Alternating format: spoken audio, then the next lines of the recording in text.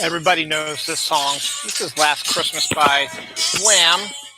Um, and I figured it would be a good Christmas song to play for this, my, let's see, last episode of Dylan Knows Before Christmas. Christmas is 6 days away, and so I don't usually do the shows on Saturdays. Next Saturday's show would be on the 26th of December, not the 25th. So I figured this is going to be our big Christmas episode of Dylan Knows. It's episode 381, Last Christmas. More along the lines of Last Christmas before we are done with 2020 here. Should be interesting to see what happens. So, yep. 6 days left till Christmas. Still unbelievable that's happening, but this is what it is. Usually when I've been doing this show, I do something special for Christmas time. I read Christmas stories one time. My friend Jerry and I used to have, when we used to do, I was able to do shows with other people, we would do a Christmas show based on lists that we were doing. We'd get drunk periodically while doing it. So I think I might post some of those this upcoming week. But yes, I gotta keep saying it, 6 days to Christmas. So how much Christmas shopping have you finished? I'm still getting some of my stuff in. I took Monday off, so I'll be able to do some of my last minute shopping for that. So that'd be good. Sorry, my voice is a little bit lower than normal. I've been sick this week, sore throat. I've been kind of raw. Thought I had strep, but I don't think I have. It's just sort of lingering, but it doesn't feel as bad as it did before. Plus, since last week, my daughter was doing her 10 mile hike for her birthday. She's exhausted. She couldn't have her friends over. So she's having her, her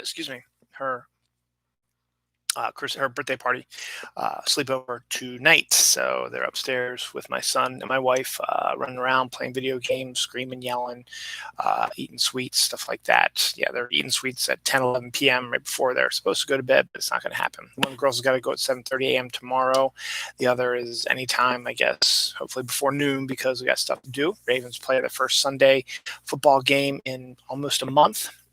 Because of COVID and scheduling and stuff like that. My wife is going to take my daughter out Christmas shopping. She took my son out today, so she's going to take my daughter out tomorrow. And then, that's really about it. And then that makes the 20th, makes it my half birthday. So I will be 47 and a half years old tomorrow. This whole microphone thing is all run crazy here. So, and then 21st, I'm just going to spend most of the day just shopping. And a shirt on. Best I'm going to do right now because 2020 has been an utter shit show. And I really honestly couldn't think of anything else I could do for Christmas that I haven't done before. So I figured I'd just go do my usual shows. As I was doing my research for it, I was like, man, I only got 2.5 pages of stuff. So this is going to be a quick one. Maybe only be about an hour long, but that's fine.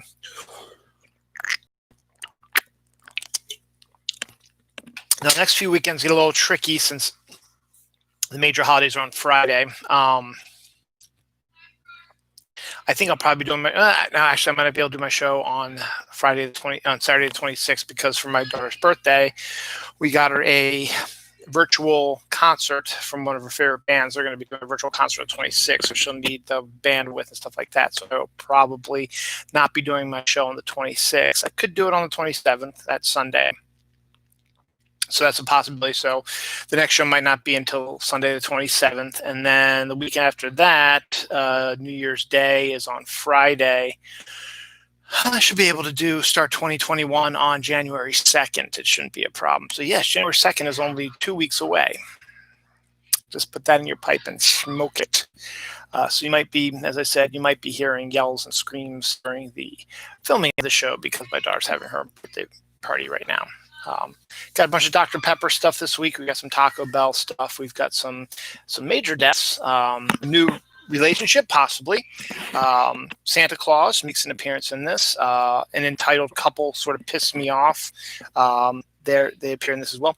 Pepsi, them of the apple pie flavored soda, which I would have loved to try, but alas, did not get a chance to. Has a new flavor that you're not going to believe. Speaking of that, Coke made a foray into wine. We'll talk a little bit about that.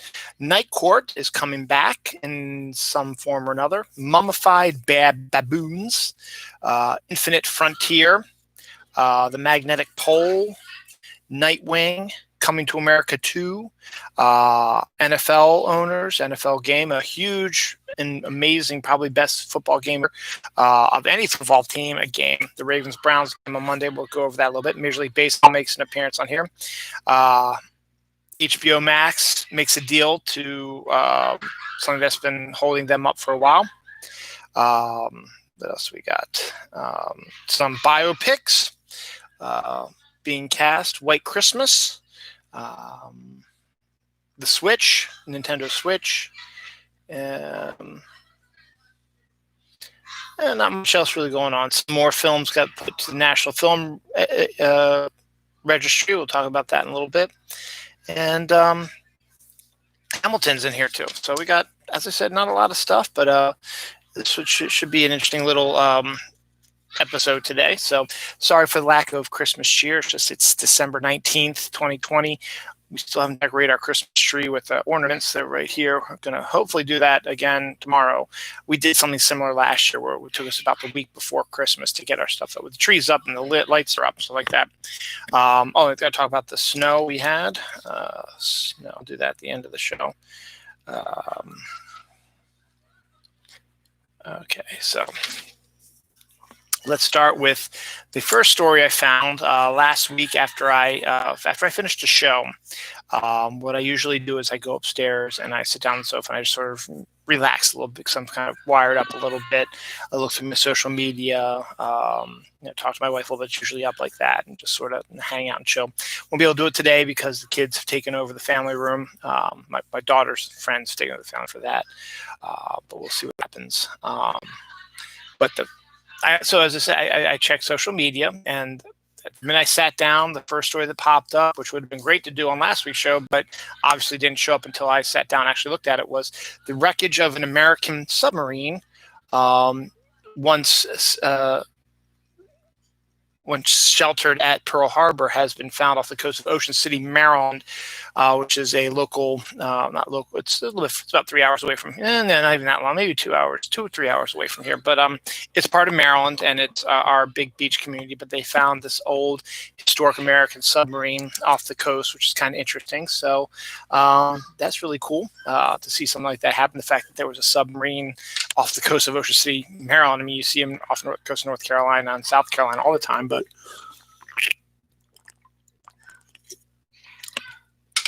never really here. Here is the story I mentioned earlier, teased earlier. So there's a couple that hears that the golf course that they just bought a house on is being sold to somebody. And due to the fact that the golf course is actually failing, the new owner is deciding to sell the land to a park service to turn it into a park for the neighborhood. Now, this couple's freaking out because they realize that if their house is no longer on a golf course, that their property values drop about 20%. So they spend $2 million of their own money to buy the golf course from this National Park Service and keep it as a golf course. Now, the problem is it's still a disaster. It's still a failing golf course. And it's just I don't know. It's supposed to be, I guess, a feel-good story for the season, but to me, it just seems sort of icky. The fact that, rich people just care about property values and not park space that everybody can enjoy, whereas golf courses usually just for members only and shit like that. But I guess then you get the whole thing is they're rich, they made their money old-fashioned way, blah blah. Why should they give money to anybody? Blah blah blah. Stuff like that. You hear all that stuff. Yeah, sure. I mean, I guess that's true, but sometimes you just got to be empathetic about stuff. But don't get me off on a whole tangent. Just found it kind of an icky sort of situation. So I'm going to move on from that. New relationship, possibly. Tom Cruise actually made history twice this week. First thing this week was he's recorded freaking out on a crew member of the Mission Impossible 7 movie he's currently making right now when they were not following proper COVID-19 mask protocols. So you got the people who are screaming he bully, and then there are others who are like, hell yeah, why should he be worried? He's worried about contracting COVID. They have these put in place so that people won't get. So it's not as bad as Christian Bale's freak out from a few years ago, but it's up there. And then on the same set of Mission Impossible 7, apparently rumors are abounding that Tom Cruise and his new leading lady, Haley Atwell, who played not Sharon Carter. I always forget. It's the other Carter. I always forget her name. I always want to call her Sharon, but it's not Sharon from the MCU.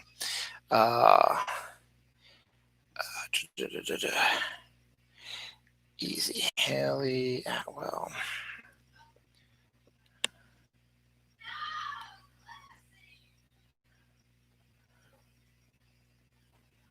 I'm sorry, just trying to remember what character she's played. Agent Carter.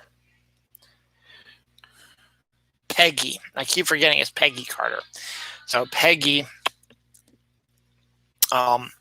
she played Peggy Carter in the Captain America movies. And now she's getting her first shot at outside of the Captain America movies, and she's dating her leading man, Tom Cruise, now. So that's the rumor right now. So we'll see how that comes and see how that goes. This is something very sweet.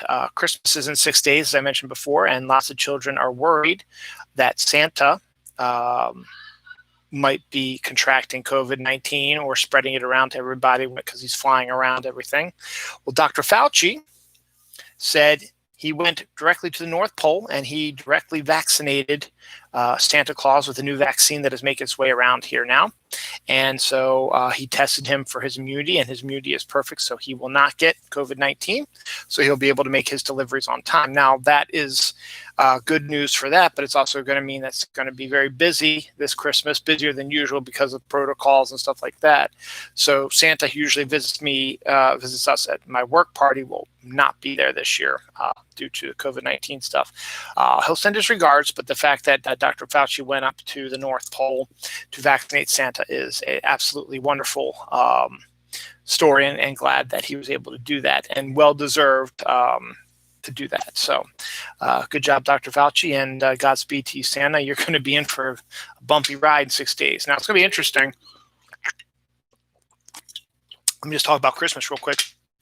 Here in Maryland, Christmas Eve, temperature is going to be 54 degrees, and there's going to be rain in the forecast. Christmas Day, high is going to be 37 and snow. So we might actually get a white Christmas this year. We haven't had a white Christmas in a few years. It's not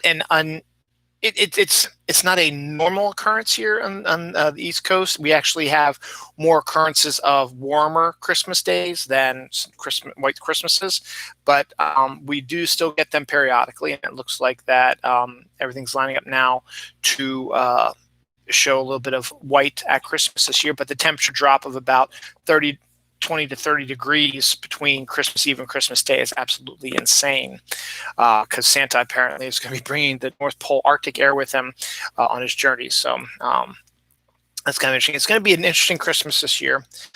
Normally we go to Christmas Eve. I have to work. I'm still going to work a half a day, and we have a Secret Santa thing, and then I leave, and then we have we go to Christmas Eve Mass, usually about 4 o'clock.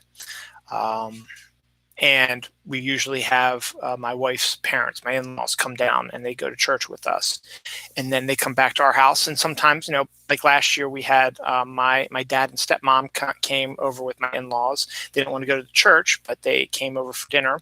So we had a nice dinner, like we usually do. Christmas Eve was always a big dinner. I talked about it before on the show. We tried to do a seafood thing because of the Feast of the Seven Fishes, which is a Italian thing. But it was kind of something that I discovered years ago, and we've been doing periodically since then. We usually have a nice big dinner like that. But due to COVID this year, we're not going to go to Christmas Eve Mass because it's just not safe to go to Mass now with the way COVID is ravaging right now. My in-laws are not going to come on Christmas Eve. They will pop in Christmas Day, actually Christmas night technically. So because Christmas Eve, they're hugely religious and they're able to get tickets. They had to get tickets to Christmas Eve Mass at their local church. So they actually got tickets to do that. So they'll be going to like an 8:00 Christmas Mass. Obviously they should have, they'll follow the protocols, 25% capacity and stuff like that. That's why they had the tickets in order to get them in there, but they got in there. So they said, it's the only time we're going to be able to go. So they decided to do a Christmas Eve Mass instead of Christmas Day. And then what they'll do on Christmas Day is what they usually do on Christmas. Well, Christmas Eve, what they tend to do is Christmas Eve, they come to our house at night and have dinner, Mass and dinner. And then they go to my sister-in-law's house, Catherine, spends the night at their house, wakes up Christmas morning with them and the twins, and then goes from that house to spend Christmas afternoon with my other sister-in-law, Shannon, and her family. And that's their Christmas. And they come back and have their Christmas at night. This year, though, they'll be doing Christmas Eve at their house, and then Christmas morning they'll be going down to I think Kath and Mike's house in the morning for breakfast. Then they'll go up to Shannon's house for lunch, and then come to our house for dinner. Or they might reverse Kath and Mike, because it would make more sense, or Kath and Shannon, it would make more sense for them to go to Shannon's in the morning because they live in Virginia. Catherine lives in Ellicott City and we're in Reisterstown, so it would make sense in a traveling way to go that way. So that might actually be what they're doing instead. I'm not 100% certain. So we're going to have our Christmas Eve dinner on Christmas night. So we've got to get that set up. We're going to work on that this week. So on Christmas Eve now, we have a rare open Christmas Eve where we'll get pizza, because we usually have pizzas on Friday, but since we're going to have our special dinner on Christmas Day and the pizza place will probably be closed on Christmas Day, we'll have it on Thursday. So that'll be nice, and just sort of relaxing, maybe get them to watch a couple of movies. I always tend to read The Night Before Christmas and The Grinch. I gotta watch The Grinch again to get my Jim Carrey Grinch voice down, because I use that voice when I voice the Grinch when I'm reading it to him. So that's kind of fun to do that. So that's our Christmas plans for that. So it should be interesting with this ice, rain, snow mix. It might be too dangerous for my in-laws to travel, but we'll see. But we'll cross that bridge when we get to that. So that's Christmas coming. So that's pretty good. Excuse me. The Russo brothers, who were the brothers who made Captain America Winter Soldier, Civil War, and Avengers Infinite War and Endgame, are going to be directing a new film for Netflix starring Millie Bobby Brown from Stranger Things in a sci-fi epic. So that's a pretty interesting thing that they're going to be doing that. So that is good for that, and it'll be another step for her to move on in her career, which is very cool. Creed singer Scott Stapp will play Frank Sinatra in a Ronald Reagan biopic. Because remember, back then Nancy Reagan was involved with Frank Sinatra, I think, at one time. So if you're going to be doing a Ronald Reagan biopic, you would need to have a little interaction with Frank Sinatra. So a singer who reminds you as little of Frank Sinatra as any singer could be, Scott Stapp will be playing him. So it should be interesting to see that as well. Netflix has said that anime viewership has doubled in the U.S. this year. Obviously, COVID had a big thing to do with that, but the fact that anime is having sort of resurgence here in the United States is a story and is a big thing. So good on that. The first Taco Bell story, I'll do all the Taco Bell things that have them on label with TB, tuberculosis, no TB. The Bacon Club Chalupa will be coming back to Taco Bell very soon. I've never had that, but it sounds pretty enticing. Taco Bell's nacho fries are back now, so you can start getting that too. Nacho fries also sound enticing. And finally, Taco Bell will be bringing back the $1 loaded nacho taco on Christmas Eve. So if you want a $1 loaded nacho taco from Taco Bell, Christmas Eve is the day you want to go. So go check that stuff out. So that's pretty cool about that. Last week, We talked about all of the Disney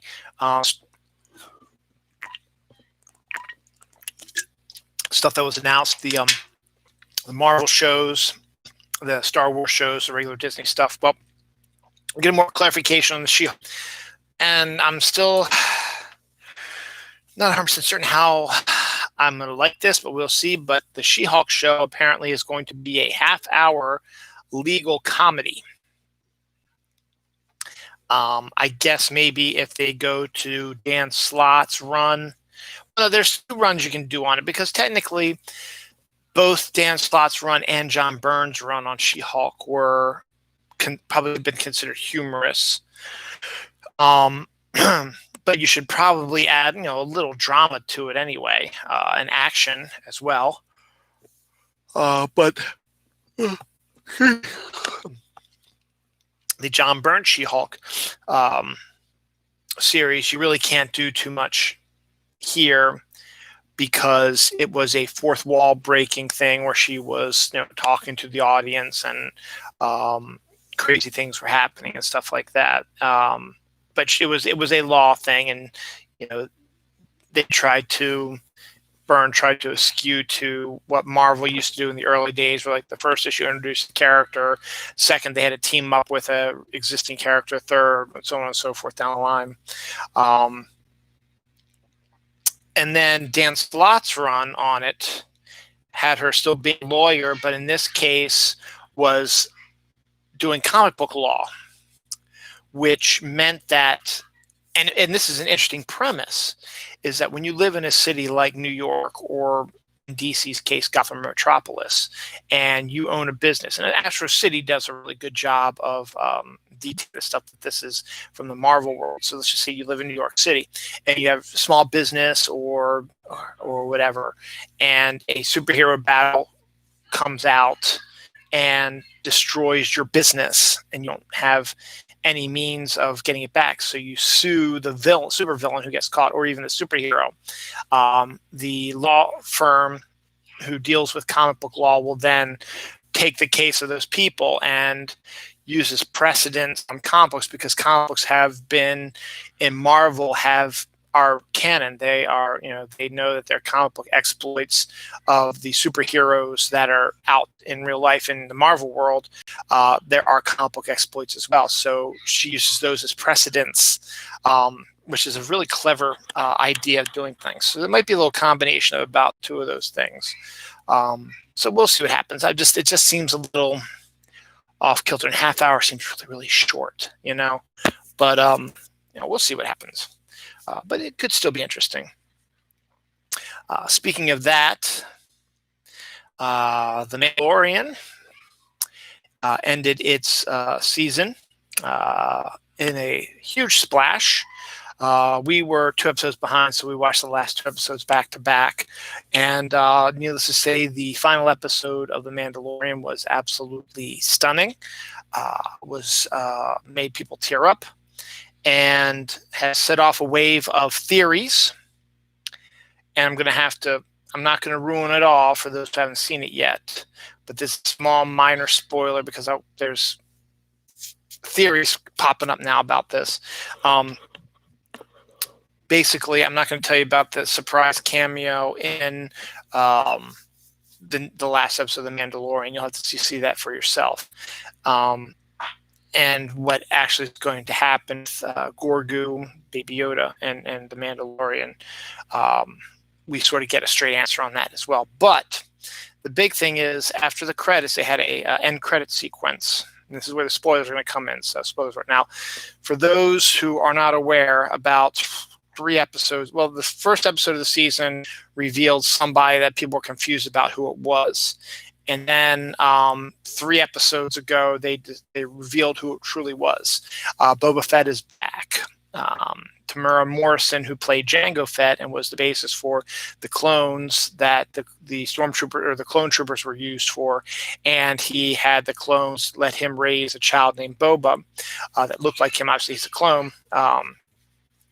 It made perfect sense to have Tamura Morrison play him in a modern day setting. So he came back, and he also brought back Ming-Na Wen's character Fennec, who popped up in an episode of the first season of The Mandalorian, where she was thought to be dead, but at the end of the episode, someone in a cape rolls up to her, and you don't know who it is. And it turned out Boba, because they've been working together now.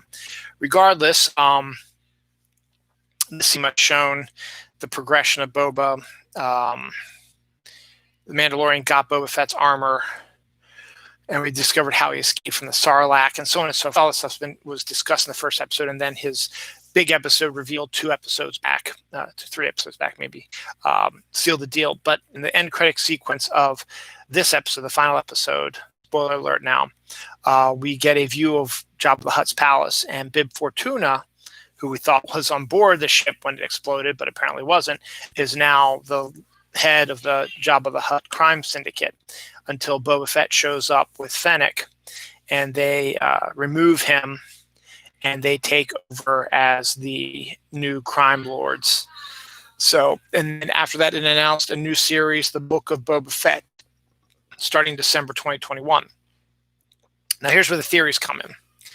Now, Boba Fett wears a Mandalorian armor. He's not a Mandalorian himself, but he did wear a Mandalorian armor. And a lot of people believe that the Mandalorian, the name of the show, doesn't mean just one specific Mandalorian. It means that it's going to be a bunch of smaller limited series type things. So the 16-episode One Mandalorian and Baby Yoda comes to a fairly satisfying ending for the most part, though there is some threads that still need to be fixed up in a 3rd season if they do it, if I'm completely wrong. Again, this is just a theory that was postulated not just only from a friend of ours, but also online as well. So the Book of Boba Fett has has December 2021 as its release date. Mandalorian Season 3 is due to hit on December 25th, 2021, 1 year and 6 days today. So we are in the middle of trying to figure out what's going on with that. So a lot of people believing that the Book of Boba Fett is going to be another 2-part, 16-episode storyline. It'll be Mandalorian Season 3 and 4, because he wears the Mandalorian armor, but it's going to be called the Book of the Mandalorian, the Book of Boba Fett. And then after that, you're going to do the Bo-Katan story and so on and so forth. So it's going to be not just Jin's cat, you're going to do the Bo-Katan story and so on and so forth. So it's going to be not just Jin's character from the Mandalorians, with Baby Yoda in the first 2. It's going to be a bunch of different Mandalorians. We'll see if that's the case. And then other people say, no, they're going to be 2 separate shows. You got the Book of Boba Fett is going to come out at the same time as The Mandalorian Season 3. And you can do that. You can have 2 shows on at the same time. So that are similar. So we'll see. This will be continued. So there'll be lots of debate about that for the next year. We'll start seeing stuff about that. But it was a intense final episode. A little weepy there at the end. And as I said, major cameo pops up in that surprised a lot of people. And then the Boba Fett announcement. So keep an eye on that. If you have not watched The Mandalorian, by all means, absolutely. It's 16 episodes, all between about 35 and 40 minutes long. It's actually not too bad as well. You should check it out totally. Speaking of Boba Fett, one of the deaths we had this week was Jeremy Bulloch, who played Boba Fett in Empire Strikes Back and Return of the Jedi. He also popped up in other cameo roles in those 2 movies as well. But Jeremy Bulloch passed away this week. And that was actually a really bigger news story than I thought it would be, going through my feed. On a more local note, running back for the Baltimore Ravens, Lorenzo Taliaferro, I kind of remember a little bit, died at the age of 28 this week. Taliaferro, something like that. I remember him. It wasn't bad. He was a pretty good running back, not the best, but he was pretty good. And author John le Carre, spy author John le Carre, died at the age of 89 this week as well. So only those deaths right now. So hopefully I had a little bit of connection difficulty. Hopefully that won't last long. I did pretty good last week, so let's keep moving here. McDonald's in China is going to have a sandwich made of 2 slices of Spam and crumbled Oreos. And that just sounds absolutely vomitous to me. Something that I probably would never want to even try. This one is intriguing me, though. As I said before, Pepsi did the apple pie flavored drink that you could only get if you sent them a picture of a baking fail, and they would send you one, I guess. They picked it, whatever. I kind of would have liked to taste it. Particularly if they're thinking of maybe delving into that sort of thing, because this new flavor they got coming out, I think, early next year is going to push it even further. It is hot cocoa cola. So Pepsi is going to be doing a hot cocoa flavored soda. Now, I've been telling you for weeks that hot cocoa seems to be the flavor du jour this winter. So it's going to be a soda from Pepsi that has a distinct chocolate undertone and a marshmallow flavoring in the background to it. And that just sounds kind of disgusting as well, but at the same time very intriguing, similar to the apple pie flavored, cinnamon apple sort of vanilla flavoring you could get. And I would love to try that. I'll try the hot cocoa Pepsi, so we'll see what happens. The Pepsi cinnamon was way too strong for me. My kids liked it, but I didn't like the Pepsi cinnamon. The Coke cinnamon's a whole lot better. Hopefully I'm going to find some more of that, because I know my kids love that, particularly for this week coming up being Christmas and stuff like that. Dr. Pepper has a Dr. Pepper cake made of Dr. Pepper. You can get that now out in grocery stores. And Dr. Pepper flavored cotton candy is also now available. So continuing with your Dr. Pepper seems to be the flavor du jour also when it comes to soda, popping up things. Oh, God, I just lost his name. David Tennant, who was Doctor Who number 10, has also been a bunch of other stuff as well, was in a adaptation of Neil Gaiman and Terry Pratchett's Good Omens with Michael Shannon, I believe. And the two of them now have pops based on their characters, so that's pretty good. I know there's a friend of mine, Heather, who actually loves David Tennant, and I tagged her in the new pop lineup they have there, so that's be kind of cool. I've been collecting the comics for a long time, and I haven't had the interest in comics so much this year. I still collect it because it's collecting, and I feel weird if I don't. But I'm starting to get to the point where I think this new year I'm going to drastically cut what I'm going to be collecting, and just getting certain things, because in March DC is going to be releasing a whole bunch of series of new creative teams that are going to take things in a new and different way. And the Death Metal storyline is going to be over in January. And then February, they're going to release something that was revealed this week called Infinite Frontier. DC is always constantly changing everything all the freaking time, and it's really getting a little tiresome. And now they're doing it again. And the weird thing is they're going to do this Future Slate thing in January and February, which was originally supposed to be their big change in programs. Originally last year, what was supposed to happen was COVID wouldn't have happened. They were going to lead to Gen 5. I think it's not Gen 5. It was 5G. That's what it was, 5G, which was the creators of a lot of the comics of the superheroes, Batman, Superman, Wonder Woman, all that, the DC heroes. Wanted to change up the status quo in the DC universe again to try to get more of a racial diversity in their characters. So basically, this Death Metal was supposed to lead up to 5G, which is going to have all the heroes get their histories reset to when they were actually created. So Batman and Superman and Wonder Woman would have all been created in the 1930s and survived in that, so they'd all be old and gray and stuff like that.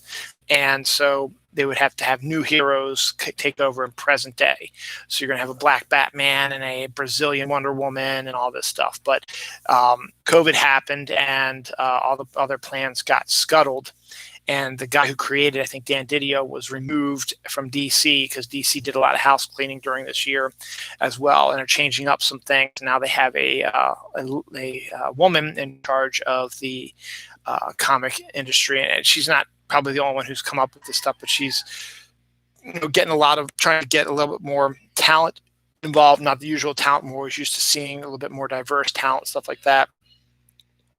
And so they're creating this infinite frontier to set up a new wave of new storytelling and stuff like that. So we'll see what happens. But to be honest, none of the books are really that intriguing to me, except maybe Nightwing. Nightwing and is going to get back together with Batgirl, and I always thought those two deserved to be together. So I want to see a series about them.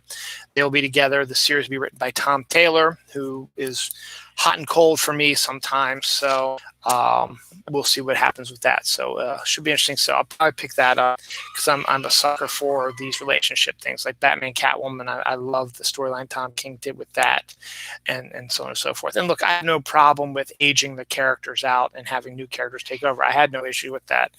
And they did that a lot in the 80s with Wally West as being the Flash and Kyle Rayner as Green Lantern, and Connor Hawke as Green Arrow, and they were introducing Superboy, and all the Robins were getting their own series and so on and so forth. So it was okay. I had no problems with the characters aging out because as long as you have interesting people to replace them, it doesn't matter to me. But of course, old school guys came in and said, no, we can't have that. We got to go back to the Barry Allens and the Hal Jordans. It's like, no, you really don't. And I said, yes, we do. And they did. And that's what happened. So they tried in the 90s, early 2000s, didn't quite work out for them. So they went back to the old ways, which is kind of stupid. So we'll see what happens. But just honestly, I haven't read comics in forever. And right now it's just sort of like a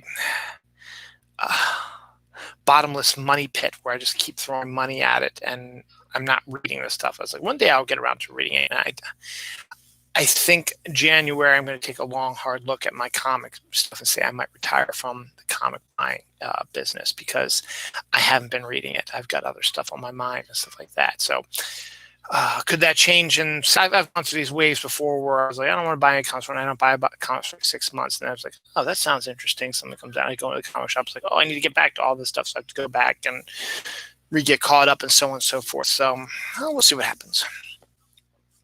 Night Court, one of my favorite sitcoms of all time, is going to be getting a sequel with John Larroquette eyed to be the main star of it because he's won all the Emmys for his role as Dan Fielding during Night Court's era, and he deserves to be the front and center of the show. And they're going to be introducing Harry Stone's daughter because you can't bring Harry Anderson back because he's unfortunately passed away. So it'll be interesting to see that. It's an intriguing idea. NBC is doing it. They haven't really revealed much about it other than that John Larroquette will be the main focus of it, and Harry Stone's daughter will be involved as well. So we'll see what happens. And I just talked about Pepsi doing their hot Coca-Cola. I did not know this. In the 6 years in the 1970s, Coca-Cola actually took over a winery. They took over Taylor Wine Company and distributed their wine over the 6 years using their distribution method. And after a while, the big wigs at Coca-Cola were like, we're not thrilled with the slow burn, low money making that wine does. And wine, eventually you'll make your money back. It just doesn't hit as hard as like people buying, Coca-Cola in every grocery store and every convenience store, stuff like that. Whereas wine, not every state offers wine in grocery stores. Maryland is one of those. We don't have any alcohol at all in grocery stores. You have to go to a liquor store. But if you go down the road to Virginia, you can walk into any supermarket and they will have a alcohol section. So go figure. It's so weird, but that's the way it is. Maryland is a little bit backward when it comes to alcohol anyway.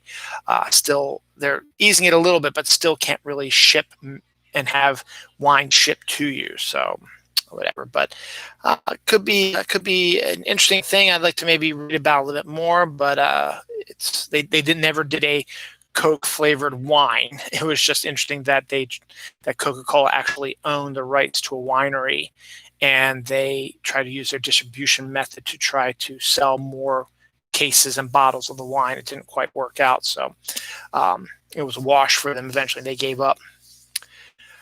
Or Earth's north magnetic pole is actually shifting towards Siberia, and no one really knows why that is or if that's going to be a major cause for anything, but it sounds like it could be something that we should be more concerned about than we are, particularly after the cyber attack that hit us this past week that the Russians were involved with, but that idiot in the White House who was owned by the Russians saying, oh, no, not at all, nothing happened, and blah, blah, blah. So we're not going to get into that anyway. Speaking of computers, Cyberpunk 2077, a big game that everybody was talking about and had been, for months, people were just discussing how great it's going to be and talking about it. And then it was one of those big things where they got in. Oh, come on.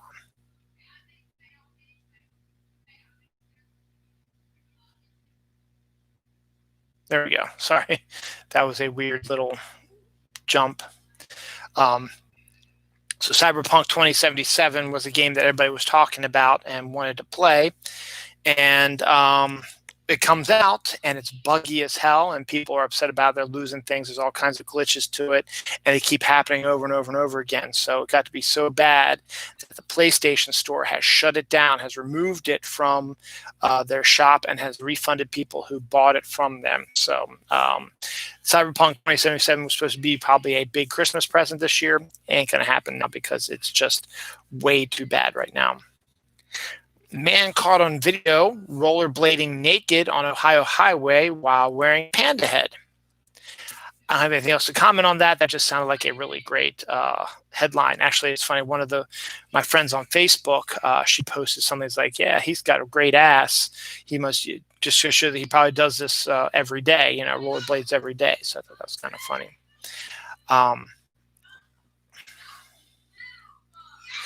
Parents, this is another interesting headline. Parents lose the lawsuit that they made in Michigan over destruction of their son's porn collection. Now, a little background on that. A divorced male, he's like 29, 30 years old. He got divorced from his wife and he moved back in with his family. And that includes his extensive porn collection. I think they said it was worth $29,000. And he, went back to live with his parents and became a tenant and so on and so forth, paid rent, so on and so forth. One day he came back and discovered that his porn stash had been unceremoniously destroyed and removed from the house by his parents. And he got really, really upset about that. And they said, when you live under my roof, you follow our rules. And he didn't like that because it was stuff that he paid for. And it was in his room. It wasn't intrusive in the rest of the house. He was, kept it private and stuff like that. No one knew about it and so on and so forth. And it was his personal property and it was destroyed by his parents. So he did the most logical thing to do in Michigan, which, to be honest, I probably would have done the same thing, is she sued his parents. Now, it's not good when they're your tenants or when you're their tenant, but the fact of the matter is they deliberately destroyed your $29,000 porn collection without asking you, and it was your own private property. So an interesting sort of storyline there. But in the end, the parents lost their lawsuit, and the son is going to be able to get retribution. I don't know what that's going to be, but he will. Apparently, some people have discovered mummified baboons, which seems a rather odd thing to mummify, and it believes that it might hold the key to unlocking a lost civilization. That they found these mummified baboons. So I guess this is an interesting story to keep in mind in the back burner, and the type of stories that I like to do here on Dylan Knows, that not everybody hears about these or knows about them. But there you go. Spiders can fly hundreds of miles using electricity. I never knew that. And that's kind of intriguing and also at the same time very frightening. Though I'm not afraid of spiders. The remaining people upstairs in my house all are. So I'm the designated spider killer. And but that's just kind of the fact that they can ride electricity and make them fly long distances. It's something Spider-Man should take into account, since he's got the proportionate stuff to a spider. So you see Spider-Man jumping off a building when a lightning strike hits, and he can just soar over the city as a lightning storm hits. That'd be kind of cool to see that. Speaking of crazy animals, hey, Western Australia. Why not? Western Australia is one of the Australia in general is one of the weirdest places in the world when it comes to animals and creatures and stuff like that, and how dangerous they all are, and the fact that they live basically in your backyard. So you have dangerous creatures that are like around you all the time. In this case, people are concerned over huge amounts of snake-infested sea foam that is now being seen on their oceans. So you've seen the sea foam before on your American beaches. Well, just consider all the sea foam that you see in America. Inside that sea foam are highly venomous snakes that will bite the hell out of you, and their poisons are extraordinarily painful and could possibly kill you if you do not get any help right away. Kind of messed up, isn't it? I think it was anyway. Two last stories on this page, and we'll go to the next page, that aren't crazy creature related ones. Well, one is kind of, but it's fictional. We'll talk about that in a second. Costco is selling a giant 2-pound tiramisu bar cake. I mean, this sucker is huge. 2 pounds. It's about this long. It's about that thick. It's like, Jesus, man, how much do you need that much tiramisu bars? I mean, I guess you buy one of those. That's your Christmas dessert right there.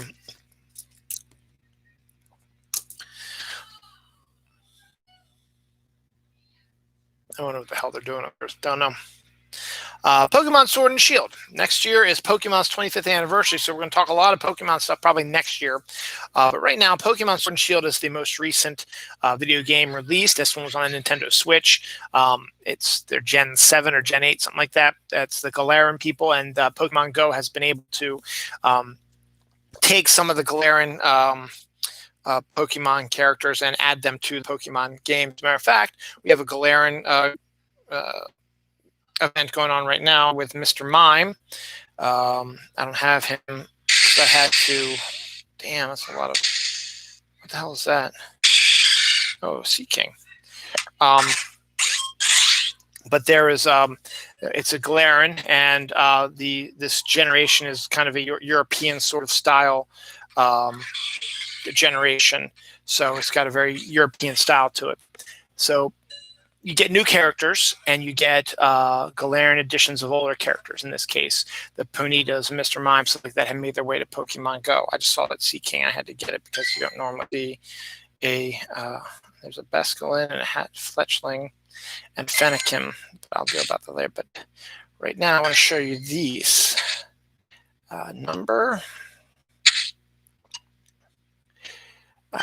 This is a Galarian character. This is the competition we're doing right now. This is Mr. Rhyme. This is Sirfetch'd, who is also a Galarian Pokemon.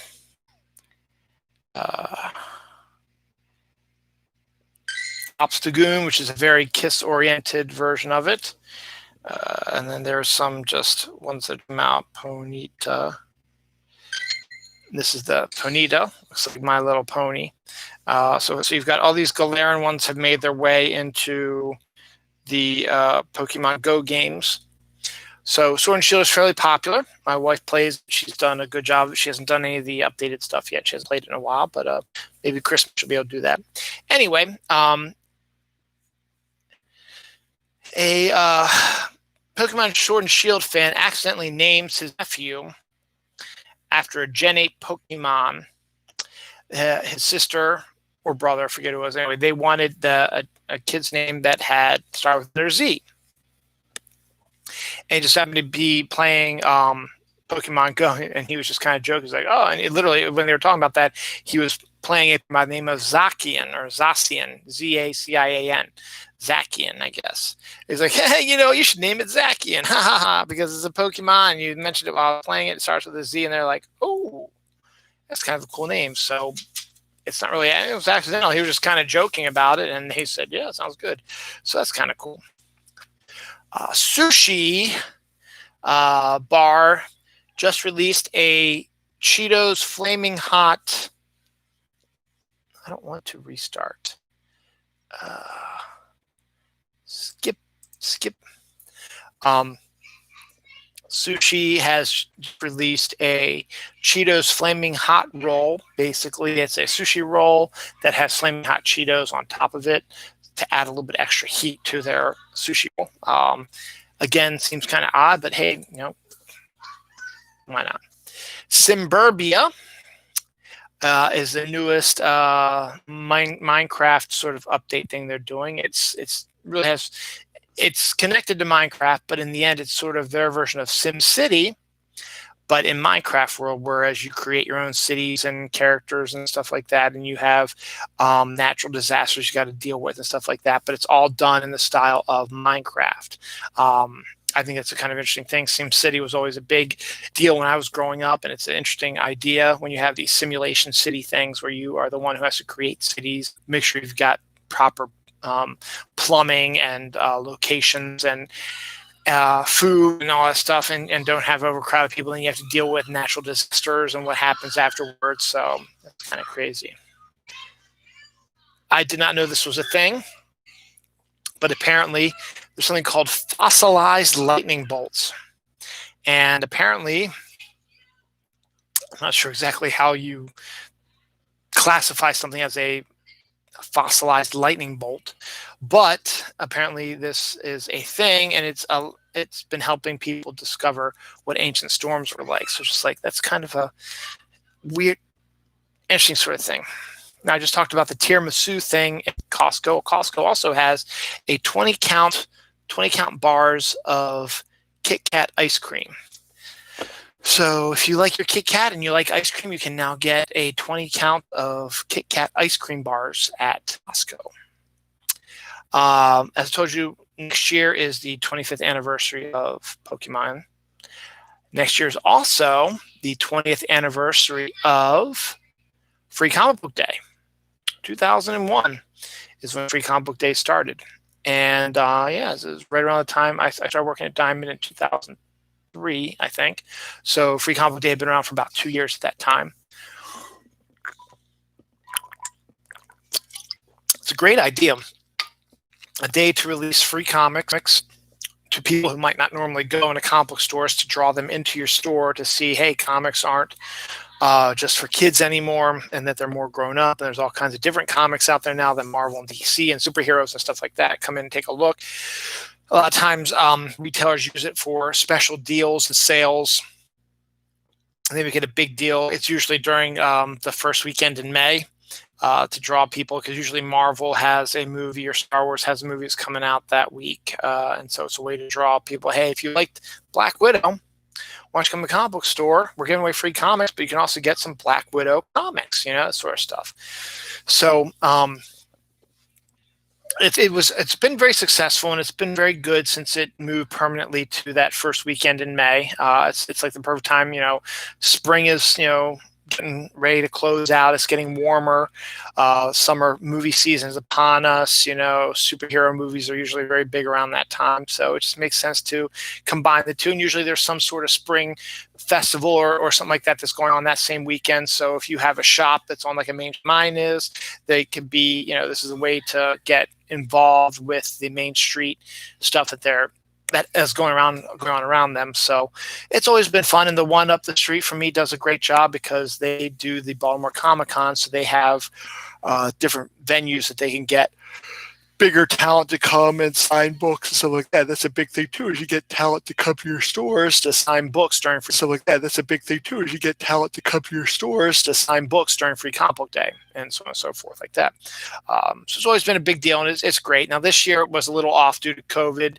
They didn't want to have a lot of people because that's what Free Comic Book Day is supposed to be. Is if you've ever been to a Free Comic Book Day, it's just a mass of people getting their free comics, just looking around, and it's a smaller shop like that. So you can't really do that in the age of COVID. So this year what they did is they spread out Free Comic Book Day and made it Free Comic Summer. And every week, about 2 months, they released a bunch of the free comic books that were going to release on Free Comic Book Day. So you could still get free comics, but you'd have to go in weekly to your comic store and get them. There wasn't just one big event. It was like, boom, there it is. One has just been approved by the FDA. And so things are, trending in the right direction for that.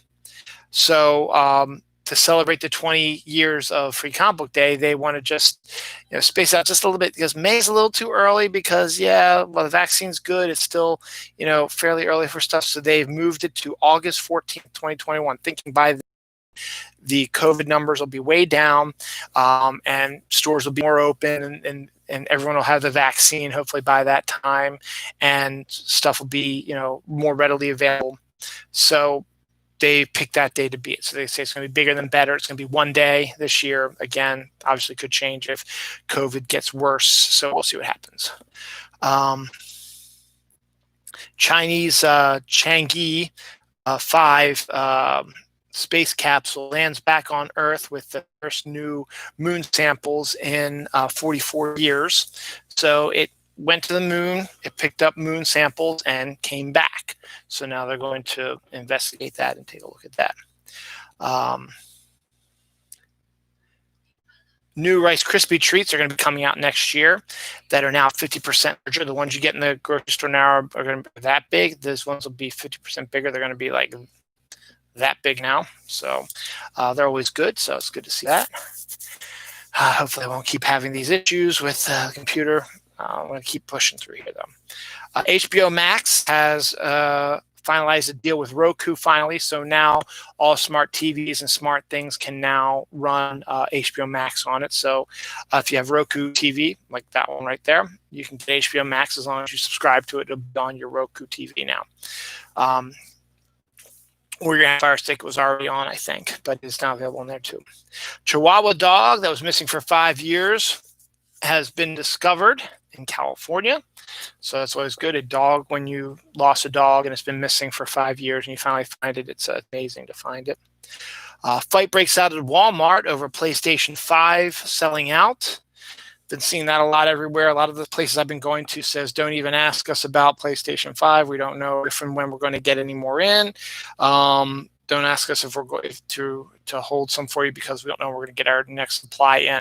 Also saw a story before I go on the air today of a woman who stomped on another woman's head in a dispute over the PlayStation 5s. And also I've seen that there are Target places also that have employees have stashed some of the PlayStation 5s off to the side so they can get it for themselves and not the people who their customers are. So PlayStation 5 is just blowing every people's minds away, and it just seems kind of odd, that sort of thing like that.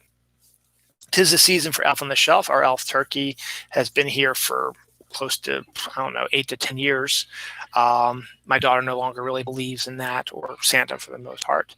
But my son still is, a believer of that. So we still move him around. People still complain about them, but haven't seen as much this year, which is fine. But there was one story I did see where a family accidentally bakes their Elf on a Shelf. Apparently someone must have put it in the oven and they forgot they put it in there, and they turned on the oven and burned them up, which must have been traumatic. I think I did a story a couple weeks ago about a mom who had said that the Grinch ate their Elf on the Shelf and told their kid that, and the kid was absolutely devastated, which is absolutely terrible parenting, by the way, but that's besides the point. So that's interesting to see that, I guess. We don't do anything like that. I mean, the whole point of Elf on the Shelf is to be visible, because the whole point of Elf on the Shelf is for kids to tell the elf, this is what I want for Christmas. Tell Santa this. And he goes up to the North Pole every day and says, okay, Noah's been good today, and he wants this. Okay. Actually, I caught him telling him that he wants some more sweatpants. So I'm going to try to get him some more sweatpants, which would be good. And Santa will too. Rachel Lee Cook, who hasn't been seen in a long time, but she's most famous for her role in She's All That. Well, they are doing a reimagining of it called He's All That, and they cast Rachel Lee Cook. Not sure who the role is. It's not going to be the main star. Obviously, going to be like the mom of maybe the boy who's going to get the changes done to him that she did. So we'll see what happens. Marvel and Sony have extended their Spider-Man deal. That's been up in the air for a while now, but it hasn't been official. I guess with the introduction of these multiverses and stuff like that, it'll be easier to have Spider-Man pop up in Venom movies and Sinister Six movies and stuff like that that Marvel doesn't have the rights to, but Sony does. So we'll see about that. Coming to America 2 is going to be released at Amazon on March 5th. Still haven't seen a trailer yet. Would like to see a trailer, and we might be getting closer to that because some behind-the-scenes photos of the movie showed up this week, pretty much showing the characters looking the same as they did. We're going to get the same characters that Eddie and Arsenio played from the first one. We're going to check in on them and see how they're doing, the barber people particularly. And we'll take a look at we saw some new characters development. I think we see his daughter who is going to be marrying somebody, and some other characters as well, and his return to New York and his old New York Mets sort of outfit he had on that one time. So good to see that. Theaters are considering slashing Warner Brothers movie ticket prices. This is the third week talking about the HBO Max Warner Brothers thing. Theaters are upset. Understandably, now they're saying if any Warner Brothers movies get released in our theaters, we will slash the prices for the tickets, which is kind of good and bad. It's good because it'll draw people to come to the store for a cheaper ticket. So instead of $18 for a prime time ticket for one person, it might be $9, something like that for a prime time ticket. That way Warner Brothers kind of gets screwed because they're not making full money as they would, because they're not going to anyway, because they're bypassing it to go to streaming. So, or going to reveal at the same time, with most people probably staying with the streaming. So that's continuing story is going to go on for a while now. Geologists discover a lost continent in the Mediterranean. They've actually discovered it literally sitting there. So they discover a lost continent in the Mediterranean. They've actually discovered it literally sitting there. So they know, unlike, say, there's some mysterious ones in other places, Atlantis and a few others that people haven't found yet. They can postulate where it is, but they have not officially found it. This one, on the other hand, has been officially found. And there it is. Asteroid 2020 SO. I don't remember when that rolled out, but it was recent, I guess. Turns out it wasn't an asteroid that passed us. It was actually space junk from the 1960s. So apparently, I guess, every time that we launched ourselves into space, or maybe even the Soviets for that matter, in the 1960s, when we had rocket boosters, stuff like that were ejected into outer space and whatever, we thought, it'll just keep going on its merry way and not really bother us. But instead, it became part of the solar system because gravity held it and started rotating around the planet, stuff like that. So it's possible that these old 1960s pieces of space junk have gone past Mars and Jupiter and Saturn and all that. So that's kind of interesting to see that. And they are saying that that might not be the one that they declared they thought was an asteroid, but is now space junk. Says that might be the first one. There might be more of those coming down the line. Hyper-realistic masks go on sale in Japan. I mean, these are literally, they look like your face, skin and all, complexion, eyes, stuff like that. But they are masks you put on over your head. And literally, you look like that person. Like if, say, my sister decided that they wanted, they made a realistic mask of my face. She would buy it and put it on her head, and she would pretend to be me, that sort of thing. It's that realistic. I mean, it's realistic looking. It is really scary realistic looking, how realistic they looked.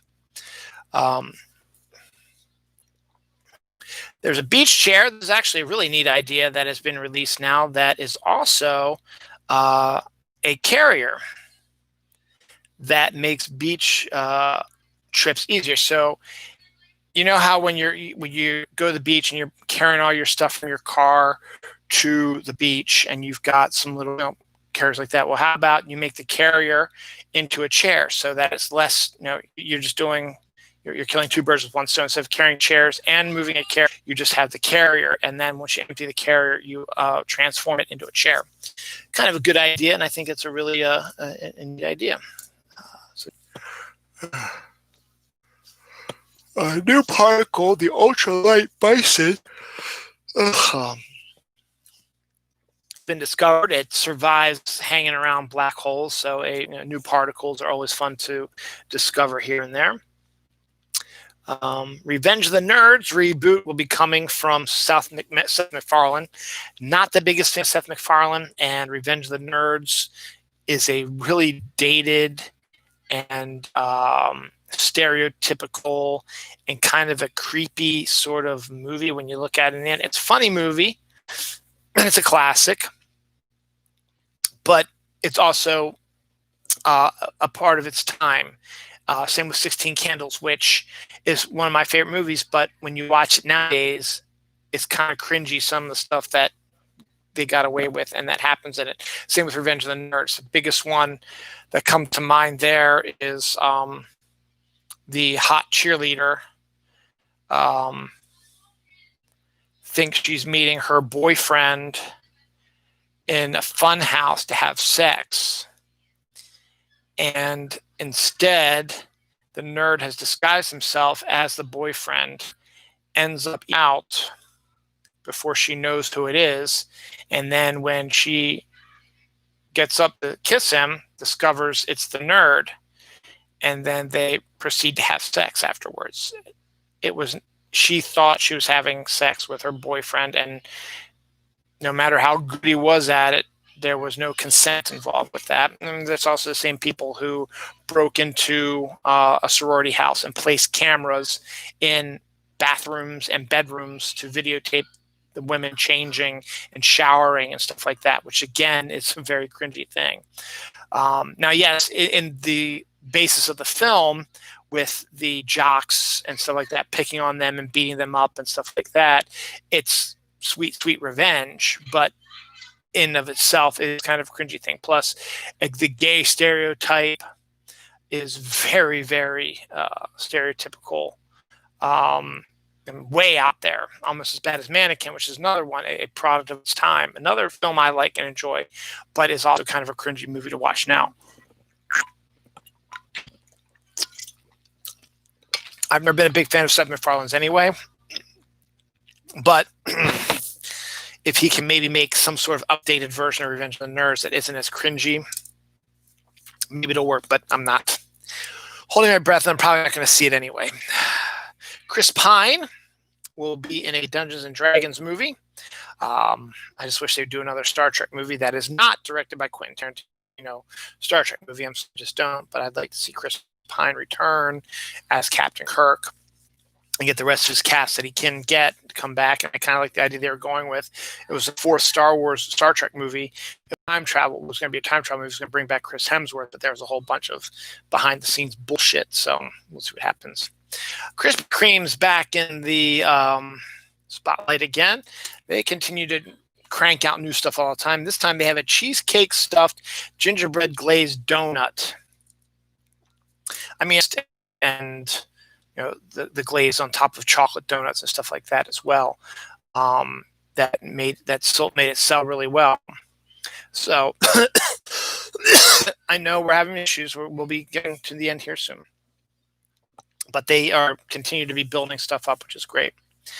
Lily James and Sebastian Stan will be playing Pamela Anderson and Tommy Lee in Hulu's new show about them. I don't know what I have to say about that. Christmas 2020 gets a video of a dumpster fire Yule log. You have those videos where if you don't have a fireplace, you put it on your TV, and if a fire plays Christmas music, and it's basically it's a fireplace but on TV. Well, now they have a dumpster fire Yule log, and I think that's hilarious. A little bit of football talk now. The Ravens have had some issues with COVID. They have issues again this week.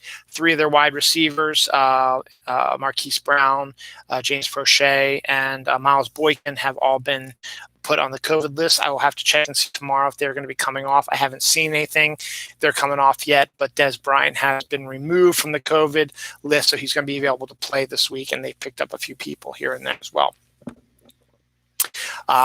NFL owner discussing the 17th game. This was passed in the NFL new contract they have with the Players Association, that they would play a 17th game, and then the story sort of disappeared, because you think that would be like the main thing. It's like, okay, they're going to play 17 games. Now how are they going to? Because they had a really good formula for their 16th game, for all 16 games. So now they're throwing another one in there, and they have to determine are they going to get rid of preseason games? Are they going to add people to the roster? How's it all going to work itself out? So. And then COVID hit, so they weren't really able to talk about it, but they've been starting to get back into that again. They passed it. The owners have passed saying they are going to do a 17th game. They believe that they have come up with an idea, which would be the 17th game would be against a team from the other division. So if you're in the AFC, you would play another NFC game. You're already playing 4 NFC games, so one division. So you would play one of the other 3 divisions wherever you like say you came in first place. They came in first place, and they're playing the NFC East, which is the the Washington Football Team, Eagles, Giants, and Cowboys. So they came in first place. So the 17th game would either be whoever other teams that finished first that weren't in the NFC East. So the NFC South was probably New Orleans Saints, probably. So they could have played them. The NFC West was the Seahawks, I believe. So, or the Rams, one of those two. So you would play them, or it would be the NFC North, which would be Green Bay, probably, or Minnesota, one of those two. So you would pick where it would be whatever place you finished in, you would play that team. So they'll work out the kinks to that, I think. But I think that's what they had discussed. Now, before I get into the big Ravens-Browns game, we'll talk about that real quick. Had an incredible ending. Major League Baseball has officially recognized the Negro League as part of Major League Baseball. So they have officially recognized it in their 100th anniversary. Which means now all the Negro League players are now considered Major League Baseball players, and any records that they hold by playing Negro League stuff is now going to be added to the Major League Baseball record holder. So let's just say there was somebody who hit 407 singles, and the record was 405 by, say, Pete Rose or something like that. Now this guy from the Negro League who hit the 407 singles in a year would now be the record holder, would be the record that you would need to break in order to become the new record holder. So it's kind of good. It's about time that they recognize that, and it's kind of cool. The Ravens needed to win this game against the Browns on Monday night. They've been having a rough patch of football lately, but they've been showing some spark lately. The Browns are a team that's in front of them by a game, 2 games maybe, and have been steadily getting better. So the Ravens went into Cleveland with this must-win game. They had to win this game in order to keep their playoff chances alive. And it was a doozy. Ravens ended up winning 47-42. And it was just a back-and-forth game. And then the ending is what really made it a classic. Lamar Jackson, quarterback for the Ravens, cramped up during the fourth quarter and had to be removed from the game for about 10 minutes as he got IVs to try to straighten out the cramps. So they brought in McSorley, who is our Penn State backup quarterback since RG3 is on the IR injury reserve. His first series was awful. And his second series was he was able to was starting to move the ball pretty good and was getting him down the field when he suffered an injury to his knee. So we had no other quarterback. And so they cut to a shot of the locker room, and out comes Lamar running, and it goes to commercial. So then it goes to 4th and 5. And the Ravens were behind 35-34. And Lamar's first play after coming back from getting the IV was a pass to Marquise Brown, who ran in for a touchdown. And Ravens get to go up 42-35. But they coughed it right back up to the Browns, who marched down the field very quickly, a little bit too quickly. They shouldn't have done it as quickly as they did, but they did. And they tied up 42-42. But it gave the Ravens like a minute 9 left on the clock to get down there to have Tucker kick the game-winning field goal, because he is the best kicker in the NFL. So the Ravens marched down the field and got within range with about, say, I don't know, 6 seconds left, maybe about 6 seconds left, 9 seconds, 6 seconds left in the game. Tucker punts a 55-yard field goal perfectly down the middle. Ravens are up 45-42. So that leaves about, then they kick off to the Browns, and that leaves about, I don't know, maybe 3 seconds on the clock. So it's one of these like Hail Mary sort of college sort of things. So sure enough, they went and they tried the backward pass thing, where they kept passing to somebody who was open to try to keep the ball moving, to try to get a break or a lane or find somebody they could throw it to or whatever that was open. But the Ravens defense was just stifling to them, and they were able to push a guy into their end zone, the Cleveland's end zone, and he stepped out of bounds, which was a safety, and that ended the game on a safety, with the Ravens winning the game, that extra 2 points, winning 47-42.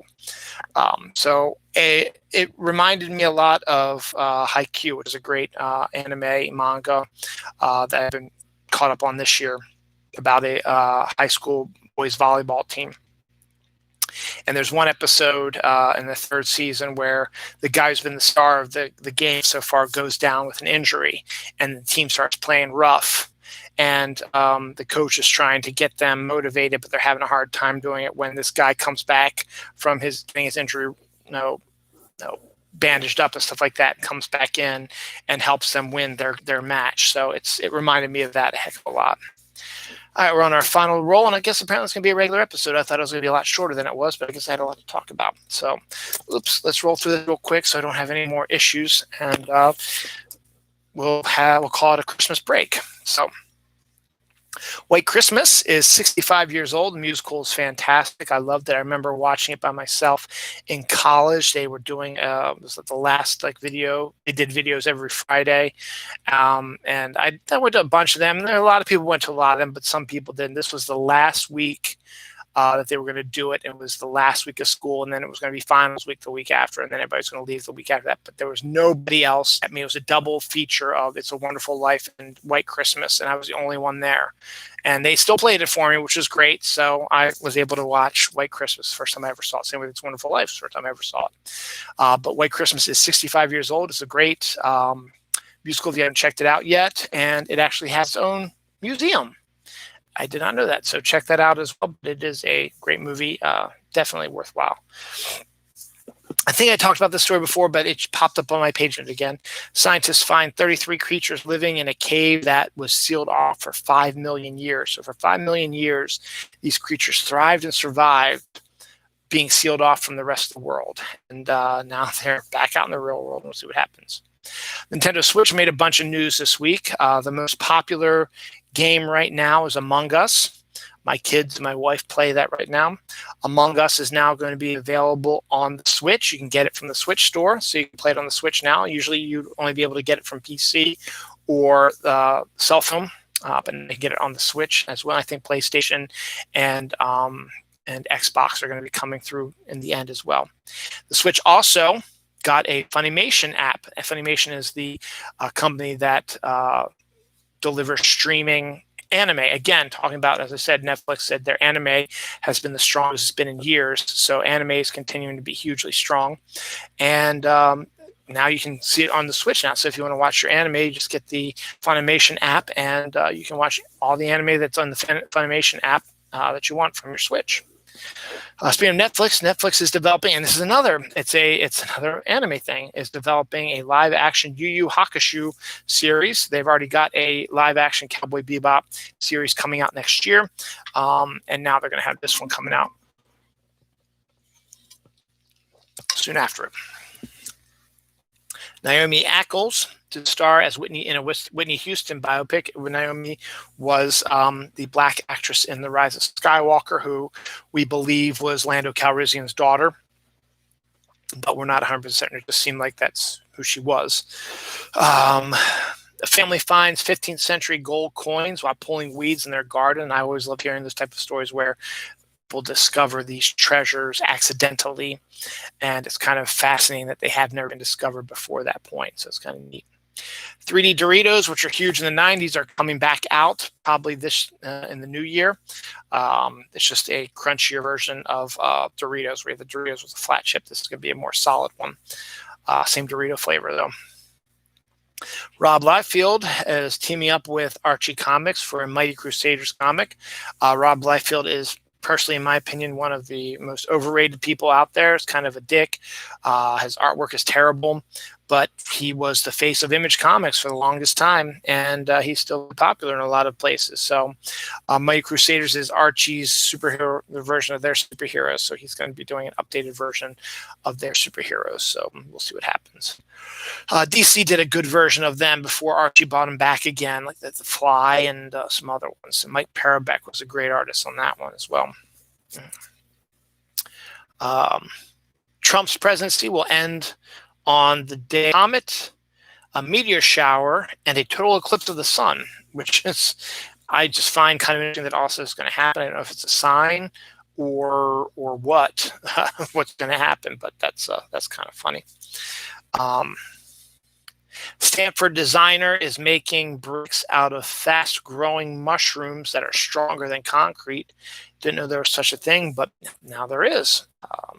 So that's pretty an interesting sort of thing, that there are actually mushrooms that are stronger than concrete, and they're building bricks out of them to, I guess they're biodegradable now, and I guess easy to come by, and just as good as regular bricks, I suppose. We know he's Grogu, but he'll always be known as Baby Yoda. There's Baby Yoda candle out now. Don't know what the scent of Baby Yoda is, but yeah, there is one apparently. A new monolith appeared in a national park, and a couple of bears were photographed clawing at it. So they discovered a monolith and something new to play with. The Cleveland Indians baseball team will be dropping their Indians moniker this year, going along the lines of what the Washington Redskins did earlier this year. But the Cleveland Indians baseball team will be dropping the Indians moniker this year. Will be playing the new name and stuff like that. This was a episode of Northern Exposure from the 1990s, and now there's an actual article out there that proves this. Trees actually talk to each other and recognize their offspring. Now, you can make jokes about Ents and Lord of the Rings, stuff like that, but there was an episode for that awesome third season of Northern Exposure where Adam, their version of Bigfoot, who's actually just a psychotic sort of crazy man, was spilling conspiracy theories about trees talking in the woods. And a couple people in town were actually hearing it, but apparently it's true, and it's kind of a fascinating thing to look at. The Buffalo Bills played Saturday football. It is the season for Saturday football, and they clinched their first AFC East title since 1995, which was before their quarterback, Josh Allen, was even born. Now, what's interesting about that is, obviously everybody knows that since 2009, there's been only one team that has been the NFC East division winner, and that was the New England Patriots. With Tom Brady gone and Bill Belichick, starting to suffer from it, they're roaring in. They're playing good football. They won again. They're scary. They're playing good football now. They might be the most scary team in the AFC right now to play. But they have to play Steelers, which is great. So they might be able to trash them next week. So that'd be good. My daughter loves Hamilton. Hamilton's a big thing. Utah family created a Hamilton Christmas light display, which went viral. And Miranda saw it and gave them money to keep the upkeep on it or whatever. It's one of those that it's synced up to music and stuff like that, so it's kind of neat. Targets, they probably don't have it now because I went into Target a couple of weeks after Thanksgiving, still early December, to get some Christmas stuff, and they've already taken most of it down. I was like, are you kidding me? It's still like, at that time, it was like still like 3 weeks to Christmas. You took all the Christmas. Well, they have apparently are selling Christmas lights, string lights that have snow globes in them, in the bulb. And that's just kind of an intriguing sort of idea, but it's out there.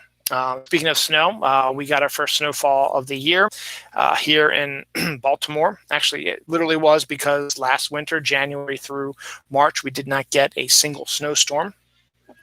This year, this was the first major snowstorm. It was a lot more. It was pushed up more than it actually happened, meaning that all the weather people for a week ahead of time were saying it's going to be a big one, 8 to 12 inches, so on and so forth. It's going to be crazy winds howling. It's going to be like blizzard conditions, stuff like that. Winds weren't howling. We got about maybe 5 inches where I am. And then we had a massive layer of ice. The ice, they said the ice was going to come once it got closer, but then it was going to turn to snow later in the evening. Didn't really do that. It did a little bit, but we got more freezing rain and ice than snow. So we had a nice layer of ice on top of the snow, and then we had a little bit of a layer of snow on top of that. So it was, and then we had a little bit of a snow flurry yesterday in the early morning. Supposedly supposed to have some more tomorrow morning. And then, as I said, Christmas, we might get some more then too. So snow looks like it's back on the menu, boys, and so we'll see what happens. But it was rain mostly due to the fact that it had a layer of ice on it, and that added to the heft of it, and plus the temps have been very chilly, so whatever melting that we've gotten during the day has refrozen back to ice. I had to dig out my inflatables today. They were buried under these 5 inches of snow and ice, and I was ripping up sections of ice like this big, just like fully snow and ice just thrown aside. So dug them out, so they're now above the ice, so they'll be on display now through Christmas, which would be kind of good. So that's that. Final story on this, I probably should have kept that, but this final story on this last episode before Christmas episode of Dylan Knows, the National Film Registry has added a bunch of new films to its list. This isn't a complete list, but these are the more popular ones: The Dark Knight, Shrek, The Blues Brothers, Clockwork Orange, Grease, Joy Luck Club, Hurt Locker, Man with a Golden Arm, Lilies of the Field, Sweetback's Bass, A Song, have all been added to the film registry, a National Film Registry. They're basically, it's their version of historical landmarks, but in this case, that's historical films. So it's always a big deal when you get onto the historical register. All right, ladies and gentlemen, that is the end of Dylan Knows' Christmas special. Again, sorry for not the Christmas excitement. 6 days, a lot longer than 3 days, obviously. So that's it, really. I mean, next Saturday is the 26th of Boxing Day. As I said, I'm probably not going to do a show because my daughter's got an online thing she's going to be dealing with. So I will be doing my show probably next Sunday, the 27th. So keep an eye on my Facebook page. I might be posting some of my old Christmas shows that I did with Jerry Fletch. So some of the ones I did by myself. Sorry, it was more interesting, more Christmas oriented, but this year's just been a total wash anyway. Hopefully, maybe I'll be able to make it up to all you out there. So, from me to you, solstice is on Monday, which reminds me, go out on Monday and look at the Star of Bethlehem, which will be Jupiter and Saturn, the closest they've been since 1632. They look like one big giant star in the sky, and a lot of people believe that for 1632 was the time that was the Christmas star that the three wise men followed to find Jesus. So go out there, see it for yourself. Enjoy Bon Hiver, Uh, Wish me a happy half birthday, since half birthday is tomorrow, the 20th of December. And please be safe. 2020 is only, what, 13 days left in it, 12 days left in 20. We can do this, we can get through it, and hopefully 2021 will be a brighter future. So again, happy holidays, Merry Christmas, whatever holiday you celebrate, make it a great one. Be safe, enjoy yourself, and thanks for watching. Merry Christmas.